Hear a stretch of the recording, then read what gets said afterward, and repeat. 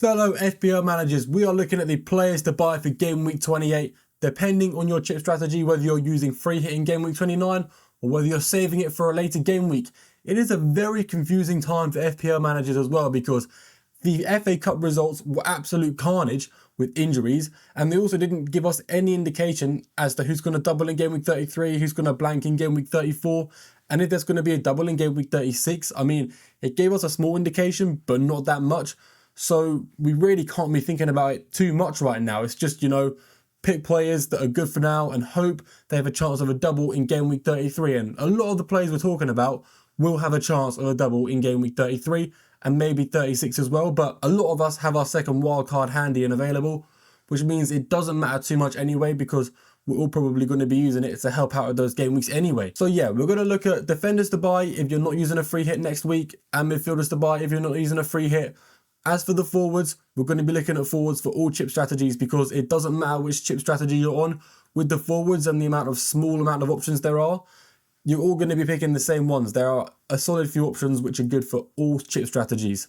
Then we'll be looking at defenders to buy if you're on free hit in Game Week 29, and midfielders to buy if you're on free hit in Game Week 29. So if you're only interested in certain ones, check the timestamps below. Hopefully I've remembered to put them in. Anyway, let's look at the defenders to buy for those who are not using a free hit in Game Week 29. Now, if you're not using your free hit next game week, the high likelihood is you're going to be using your wildcard in the next few weeks. But even if you don't have your wildcard available, these options are still really good medium to long term. And first up, we've got Kerkez. Now, Kerkez has got good assist potential. We already know that. He got one last week. But the main thing is the clean sheet potential, guys. Playing away to Tottenham, I know it's not exactly easy, but Tottenham are still one of the worst teams in the league right now. So anything is possible clean sheet-wise. And the two games that follow, playing home to Brentford and home to Ipswich, are still really good. If we take a deeper look into the fixture run, we can see Bournemouth don't really have a tough game in the next 6 game weeks, and they have a chance of a double in Game Week 33. The requirements needed would just be for Bournemouth to beat Man City in the FA Cup, which is possible but not guaranteed. So yeah, if you need a cheap defender, Kerkez is probably the guy to go for. There's just not a lot of good options out there. If your budget's bigger, you'd be looking towards Gabriel or another Arsenal defender. Guys, the Arsenal defence is still the best in the league. There's no denying it, and Man U clearly just are not a good team at the moment. So playing away to Man United is a good fixture. It's a good entry point.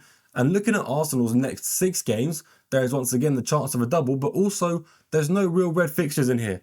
And Arsenal can keep a clean sheet in any grey or green fixture. Let's be honest, they did it away to Forest, and that was a tough one. So doubling up on these guys or owning at least one, I would say is a real good idea, especially considering their set piece threats. You want to be looking to Gabriel and maybe Saliba too. As for midfielders you guys are going to want, if you're not using free hit in Game Week 29, it's going to be the Bournemouth mids, okay? Dango Uwatara is a bit shaky because Evanilson is back. Kluivert is the best one, and Semenyo is pretty good too. Like we talked about with Kerkez, the fixture runs are good for those who have a wildcard too and for those who don't have a wildcard too. Kluivert has penalties and good underlying data. I know there's some people who think you should buy Mbumo, and Mbumo's next game week is really good, but the game weeks that follow that are not too easy, so I personally wouldn't recommend going for Mbumo. I think you should focus your transfers on the Bournemouth midfielders, preferably Kluivert, but if you already have him, then Semenyo is also real good to go for. Now for the forwards, guys. This is for all chip strategies, so you are all welcome here. And it kind of pains me to say this because he's not been nice to me this FPL season. Chris Wood is probably the best one to buy. I mean, playing home to Man City is nowhere near as tough as it used to be, and the games that follow, if we look at the Forest fixture run, it's pretty damn good. There's sometimes a lot of Chris Wood disrespect in terms of underlying data. People say he doesn't really get good numbers, but right here, as you can see in the last 5 games, his expected goals are quite high, and his expected assists, they're not even super low. It's the same as the likes of Isak and Mateta. So Chris Wood, being as consistent as he is, I feel like it's a no-brainer. If you've got Cunha, if you need to sell Mateta, go for Chris Wood. I mean, personally, I wouldn't sell Mateta, but we'll ignore that. Bottom line is, if you have a forward you need to sell around that mid price point, Chris Wood is easily the best one to get. Next up, guys, this is more of a warning than a recommendation to buy, but Erling Haaland will soon be back in a lot of people's FPL teams. It won't be this game week because you need to sacrifice either Palmer or Salah, and they play home to Leicester and home to Southampton, so definitely not selling Palmer or Salah this game week. No one will. But starting that fixture run in Game Week 29, Haaland has a really, really good one.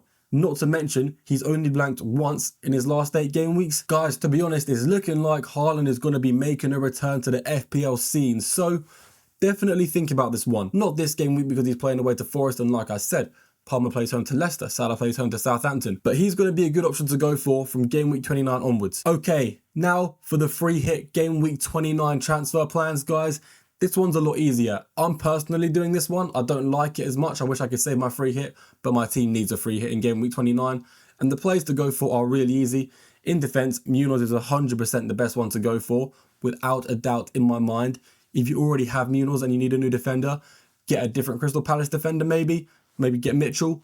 Ultimately, the Crystal Palace defense is solid and Munoz has the most expected goals for any defender this season. But let's say you've already got a triple up on Crystal Palace or you don't want another Crystal Palace defender. We could look for a Newcastle defender. Now, I know Lewis Hall could be injured, okay? But if Lewis Hall is injured, you just look to a different Newcastle defender, and Lewis Hall could still be okay for the next game week. You know, it's still a week away. You know, leaving him out could have just been a precaution. And if Lewis Hall is out, Fabian Schär is still a great backup option. Let's say you can't buy Lewis Hall, you can't get his assist potential, you can't get the clean sheet potential. Well, Fabian Schär has the same clean sheet potential and also a lot more goal threat as well. But now we're getting on to the fun ones. The cheap defender transfers, sometimes they're essential, but not a lot of people are going to need them. Let's look at the Crystal Palace fixture run before we look at the next player, guys. The Crystal Palace fixture run is good because they double in game week 32, and the games leading up to that look really, really easy for them. I know the double doesn't look easy itself, but they play a double, guys. That's points for minutes, that's potential bonus points, that's 2 chances to get a goal involvement. And Crystal Palace are on good form, so I don't see them scoring 0 goals in both of these games. At the same time, I don't see them scoring 4 or 5. But at the end of the day, a double is a double, and there is a small chance they double in game week 33 as well. Now, me personally, I would recommend Ismaili Sarr over Eze if you're looking for a midfielder, but they're both really good options either way. Ismaili Sarr has much better underlying data, as you can see on the screen here. Eze, on the other hand, could have penalties while Mateta is out, but he is a little more expensive. So yeah, preferably get Ismaili Sarr, but if you already have Sarr or you don't like him that much, go for Eze instead. Both good options. And the only thing better than the Crystal Palace fixture run is the Newcastle fixture run. This fixture run is the best in the game if you ignore blank game week 29. It is ridiculous. A really good double in game week 32, and I'm talking really good. A chance for a double in game week 33, and the fixtures leading up to this are amazing. The problem is, I was going to recommend Gordon, and Gordon went and assaulted someone, so I can't recommend Gordon. Instead, we've gone for the next best bet in Jacob Murphy, who actually has better underlying data than Gordon anyway. He's also 2 million cheaper, so win-win, I guess. I mean, he's not the most amazing player in the world. He's not going to get you the big hauls, but he's got 3 goal involvements in his last 5 games, and the last 5 games weren't easy for Newcastle. Imagine what he's going to do for your team in the easy games. Now, I wanted to talk a bit about Mateta. Even though I'm not going to recommend you buy him, there's a lot of you on this chip strategy who are going to be considering selling Mateta because 9 times out of 10, you already own him if you're going to be using a free hit in blank game week 29. I don't think you should sell him, guys.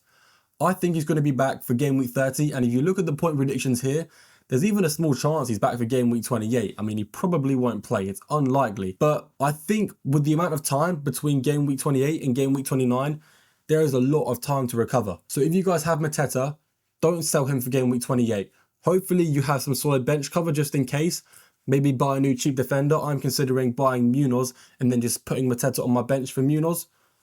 But if you need to sell him and you're not confident, revert back to the forwards we were talking about earlier. Anyway, guys, those are the players I think you should buy for game week 28. I mean, there's not a lot of great options to choose from, and it is very confusing depending on your chip strategy.